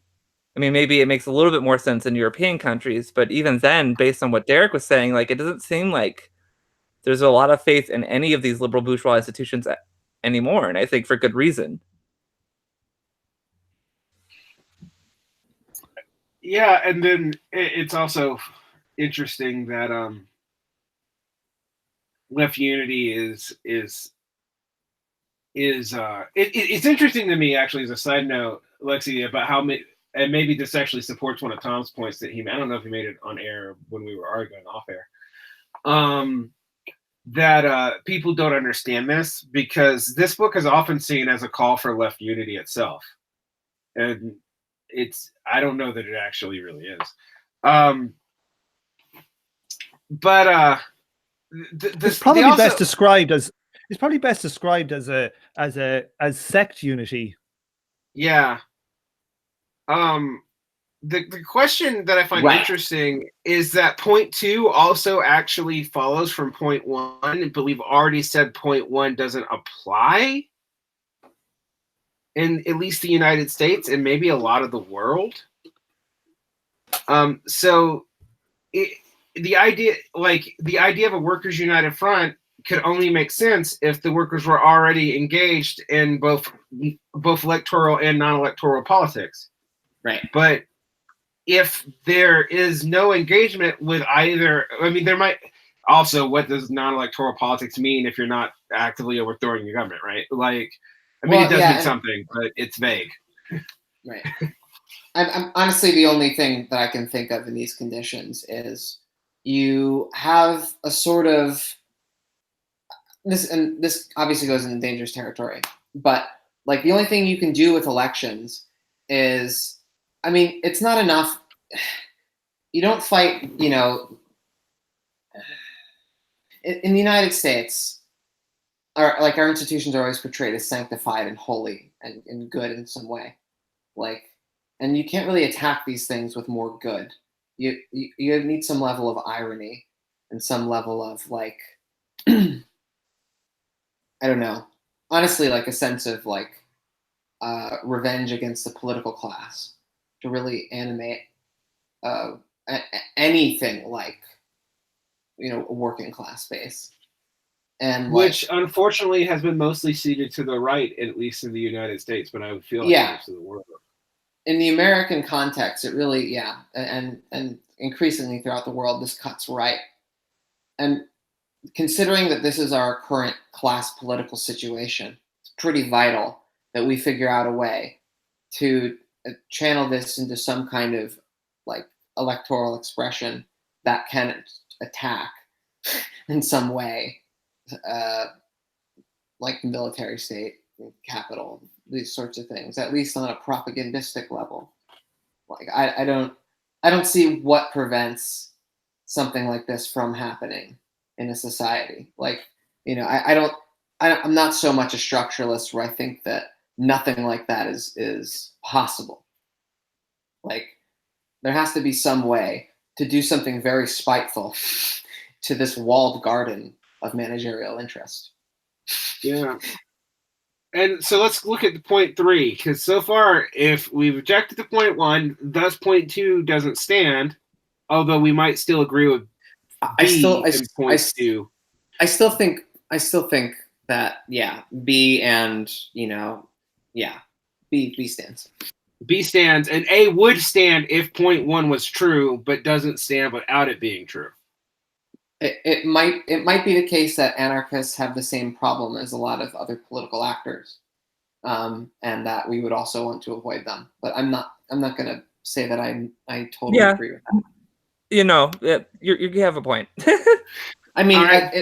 It provisionally, I could accept one or the other, honestly. Well, I gotta ask you. This is where I'm gonna sound like a douchey Marxist, but anarchists in the early 20th century context had specific objective goals that made sense, involving agrarian labor and stuff like that. That's a good point. Anarchists in the late 20th century is largely an ideological position, and while they do have specific goals, there's not one or two. There's not a clear set of consistent material interests between anarchist groups that I could generalize in a way that doesn't make them just as open to being weirdo politicos as everybody else. Right. You're 100% right, Derek. Yeah, I guess I'd say this, is that the best anarchists that I know are basically just go through in microcosm the process that like, you know, Blancist conspiratorial socialism did towards, you know, like Marx. And like just as a personal project, they go beyond anarchism because they take the goal so seriously. That's really what Marxism is at the end of the day. Like if you really wanted a society with like the minimum of hierarchy, like you would have to think about class and you would need to, you know, address that. Like, and so I don't know. Like, right, that makes sense. Well, so they get driven into the same stuff if they're thinking clearly. Like, and if not, it might, you know, it could be virtuous, but very often it's just because they're hipsters and like kind of subculturally interested, like accumulators, you know. so let's go to point 3 then. It is the chief and categorical condition, and that's in quotation marks, that the Communist Party must retain autonomy and independence and its freedom to present its own views and its criticism of those who oppose communists. Yeah, I don't think any of us would object to that. Although what that means right now is a little bit unclear.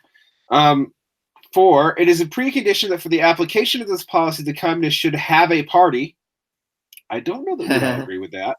That the EC thesis warns of the danger that the United Front policy will be used as a basis for reversion to an unorganized left in a broader fudge unity. Ooh, equally, that hurts.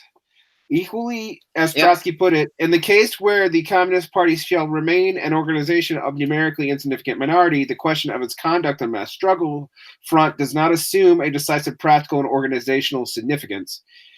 In such conditions, mass actions remain under the leadership of the old organizations, which by reason of their powerful traditions continue to play a decisive role.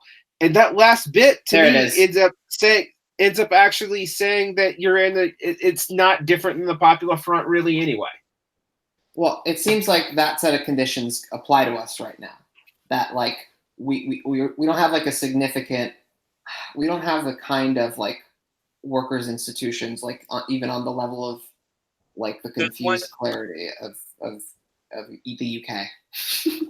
Well, there's one exception to that though, Lexi. You're generally right, but the exception to that is that I'm assuming what Trotsky's saying here is that you remain under the old leadership of the Social Democratic Party. We don't even have that. Yes, of course. There's always that. Yeah, but what we're at a now? low ebb. We're at a low ebb, but that's fair enough. That's fine. So we should all enter the DSA, but destroy it. Is that what we're saying? Like, I don't know what we're saying. Like, well, the DSA isn't Parliament. Or isn't it's not. It's not like the legislature. We have, though. If we're going to take this thing seriously, that's the closest analogy we have. Yeah, I mean, like the closest analogy is you would all enter into the largest, least restrictive sect, right? Right. Which would be the DSA. It would not be not be Marxist center, as it turns out, which I think is an interesting thing.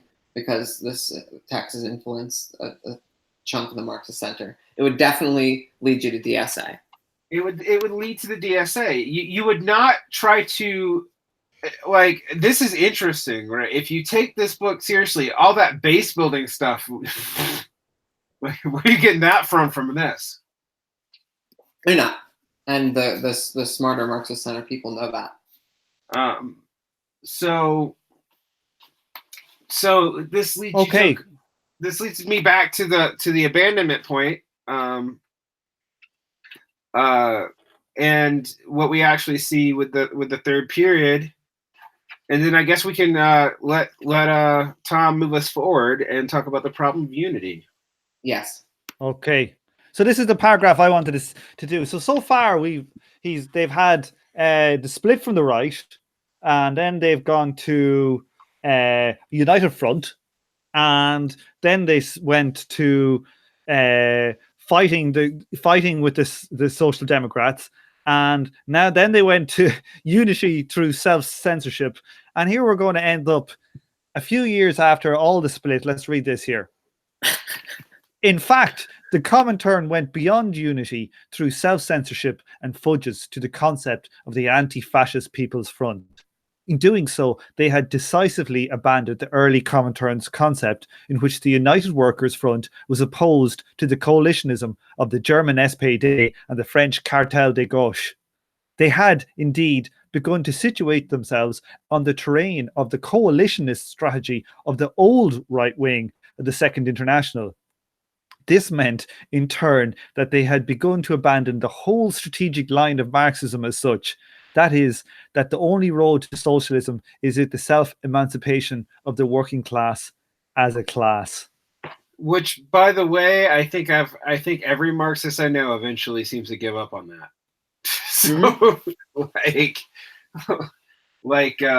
mean, I'm not going to call out anybody's name because they're friends, but I do feel like I hear less and less talk about the working class as a class, and more talk about the party as a party, and the organizations as like neighborhood organizations or something.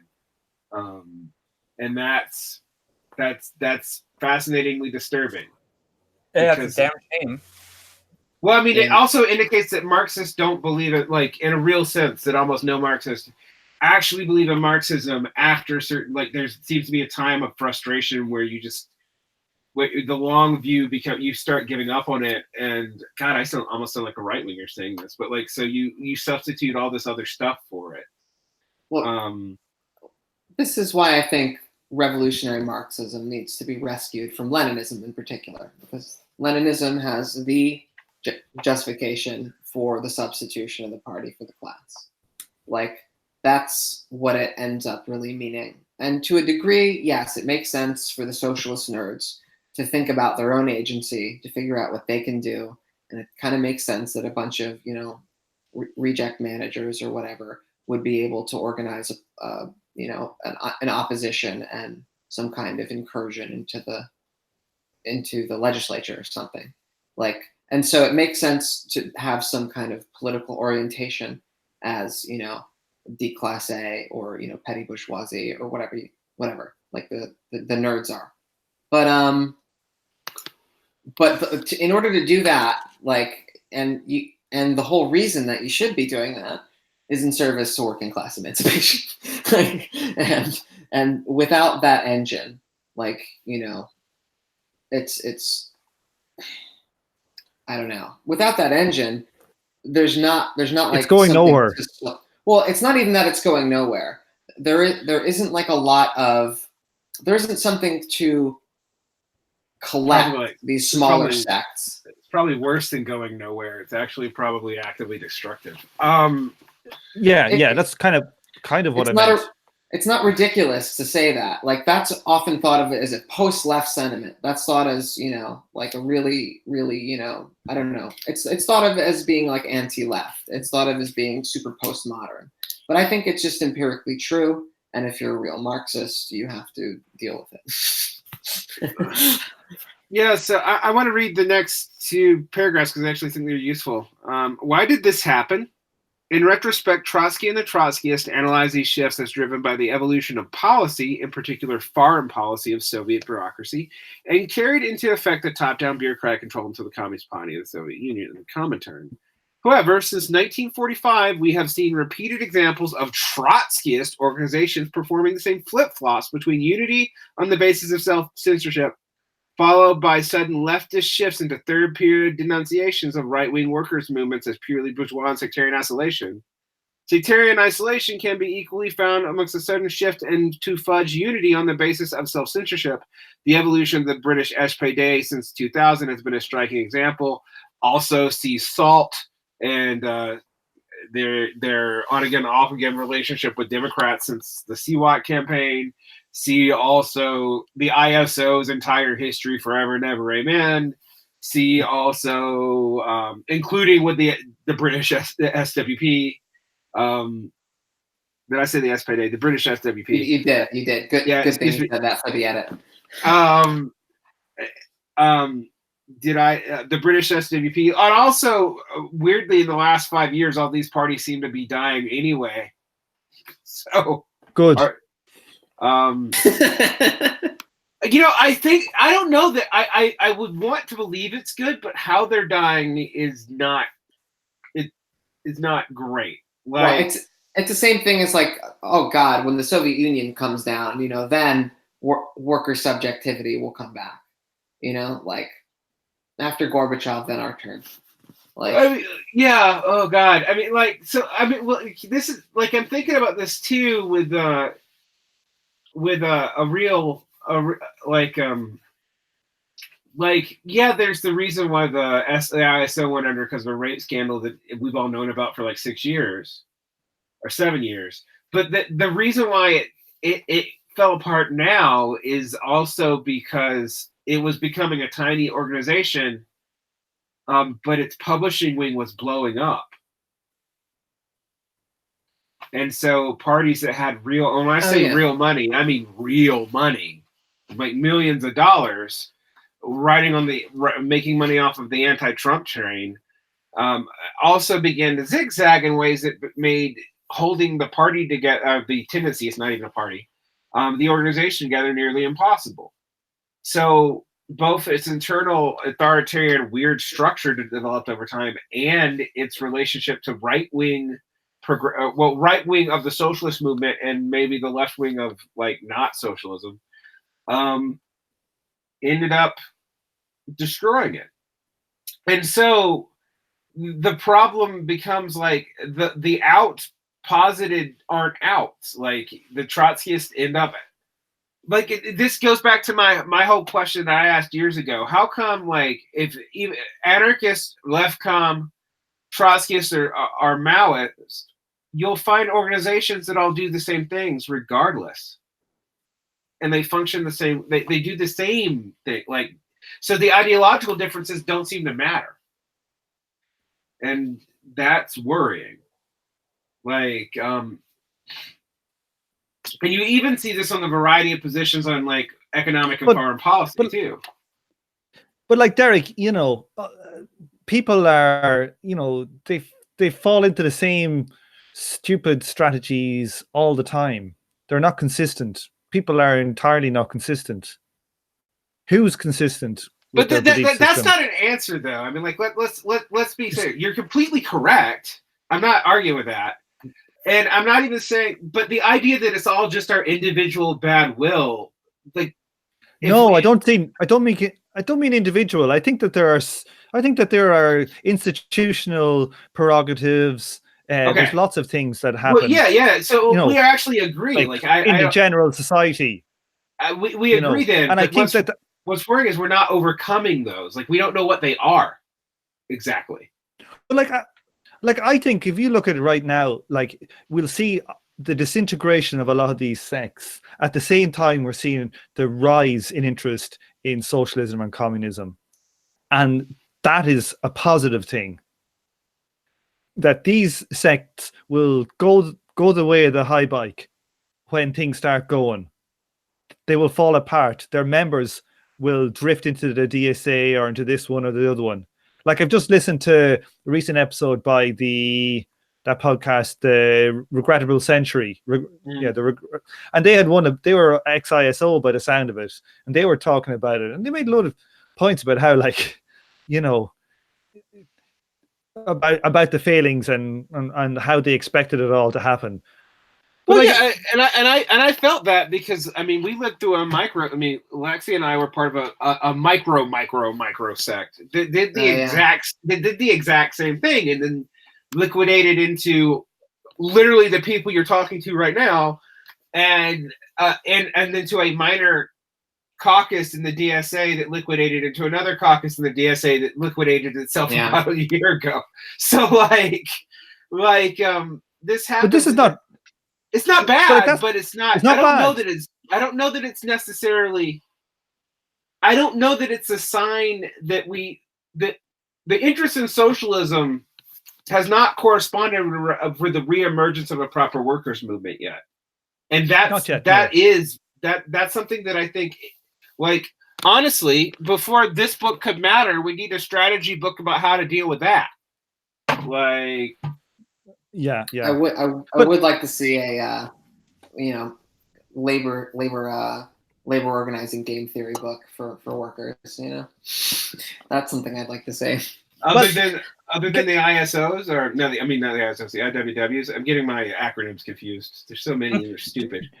If IWW is doing wobbly game theory, you show me.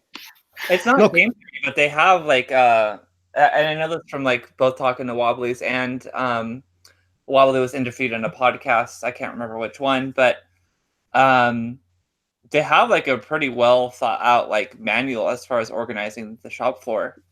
Yeah, and it right. works in very specific contexts in liberal cities, which admittedly I'm not shitting on, because the fact that they're doing anything at all after like literally 60 years of basically being a remnant core organization that mostly existed for nostalgia, that's great. But it does. I went through listening to their stuff, and I was like, so in a right to work state, you can do what exactly? If you're not large enough to literally armed insurrect against the state government? Not a lot. And they don't have any political agitation for changing the conditions in those states. Now, for our international audience, that's not relevant to them, but for America, that's huge. And so it works if you're like in Seattle or Portland or a place with, for whatever reason, even if they're kind of right-wing and scary, in the case of Oregon, has like pretty good labor protections.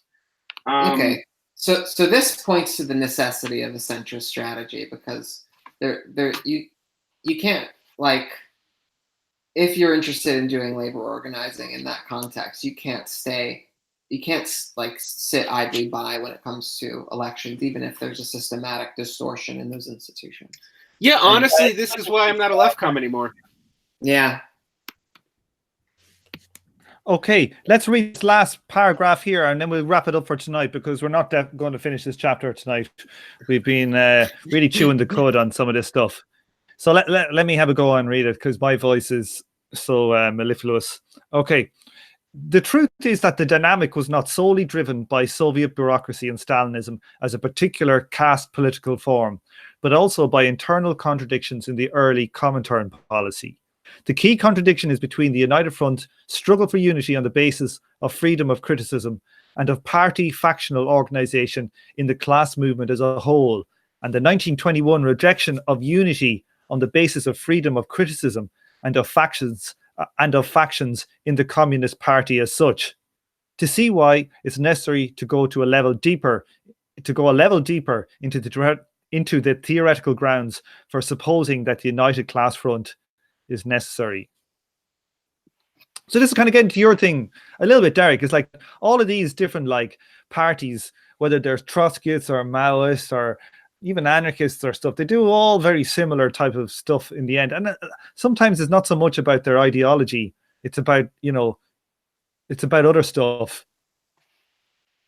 Yeah. I mean, one of the things when I was fighting for like, more democratic sex in the communist movement with Lexi and our microsect is we actually were trying to look at not so much the ideology of Trotskyists or Stalinists, but like the voting structures and the holdover parts of what period of the Bolsheviks they were basing their voting structures off of, and all this. And I mean, ultimately, I decided that it wasn't enough, but that really is an issue. For example, like even the Trotskyists used the post-1921 Bolshevik voting structure for how they pick leadership, which is slate and open. And that wasn't the case before 1921. So they still use like the Civil War standard. And the Trotskyist theory about that is it's ideology and leadership that's causing Stalinism to emerge, not like the structure of it, which is why I'm so big on hitting on these structures, because I think like it seems to be objective on like most fronts that the Trotskyists are wrong about how they're different from Stalinists. Like they are, but in some ways when the anarchists are like, yeah, but you would have done the same thing, like the anarchists are kind of right. Oh man, it's gonna make so many people mad at me, but whatever. Okay. Wrong. Well, will we just go to the chat and say thanks to people for listening? We've Yeah. got Erica, Whelan, Stalwart, Michael, Ray, Alexi, Ibo. I don't know who that is. There's some kind of robotic dog there. Who's that? Constantine, John Watson, new Patreon subscriber. John, thank you. Patricia Andres, Paul Hansel, and Luke Fontes. Thanks, everybody. That was a long one. I've been working all day, so I'm losing it as we were getting towards the end. You might have noticed I wasn't talking too much. But is there anything else you want to say before we quit? Shout out to all the left comms out there, because in some ways I think you guys are like more right than you think you are, but you're wrong about the most important thing. Well, no, I mean it's worth saying the autonomous like definitely distort Marxism in a way, but like less than the other dominant traditions. Of Marxism. Also, I'm not just the autonomous. Really? Like I think the Bordigas Seriously. have a lot of really important stuff to say too. They're just too damn Leninists for anybody. Yeah, except they're Leninists, right? Yeah, yeah. Don't do that. If it wasn't for that, they'd be awesome. No. Right. If their defining characteristic was different, you know. Well, okay. This is we can actually have a long running about Bordigism, because the thing is, Bordigism not. It's invariant program aside. What's attractive about it seems to change on what period you're looking at what Bordiga's saying. And because he's not consistent either. None of these people are as, like, except for maybe Marx and Engels, are all that particularly consistent. Like, that's kind of that's what we were talking about earlier. that's like the elephant in the room is like, you can quote every one of these people against themselves, right? Like, it's kind of maddening. Anyway, so shout out to all my peeps. Read this book and argue with it. Like, really put it to the test, because it seems this is one of the most fruitful books for talking about history, man. I mean, even if I come up thinking that it's wrong, I think it's been the most interestingly wrong book I've read in a long time. Yeah. Yeah. This is still one of the greats. Like all my criticisms, like, you know, notwithstanding, like I recommend this book to anyone that's like, you know, that I don't think is going to drown in it. All my criticism belong to us. All my base building belong to you. Okay. Oh God. That was for Sophie. That was particularly for Sophie. Okay, let's go offline. All right. Ciao. Bye. Good night.